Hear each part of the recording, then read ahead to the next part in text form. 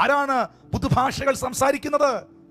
പ്രത്യേകമായി 3 കൊല്ലത്തെ ഡോക്ടറേറ്റ് എടുത്തവരോ, ഏതെങ്കിലും ഒരു പ്രത്യേക കോഴ്സിന് ജോയിൻ ചെയ്തവരോ, അല്ലെങ്കിൽ പ്രത്യേകമായ എന്തെങ്കിലും കർമ്മ ആചാര മത അനുഷ്ഠാനങ്ങൾ നടത്തിയവരോ അല്ല. യേശു ക്രിസ്തുവിൽ വിശ്വസിക്കുന്നവർ, അവന്റെ ആത്മാവ് ഇന്ന് ഈ ഭൂമിയിലുണ്ട് എന്ന് വിശ്വസിക്കുന്നവർ, ഇഴലായതിനെ പൊരുളാക്കാൻ പുത്രൻ ഈ ഭൂമിയിൽ വന്നെങ്കിൽ മനുഷ്യ സഹോദര സഹോദരി സഭയെ ഒരുക്കുവാൻ, തന്റെ ജനത്തെ ഒരുക്കുവാൻ, തന്റെ രാജ്യത്തെ എസ്റ്റാബ്ലിഷ് ചെയ്യുവാൻ തന്റെ ആത്മാവിനെ അവൻ ഈ ഭൂമിയിൽ ആക്കി വെച്ചു.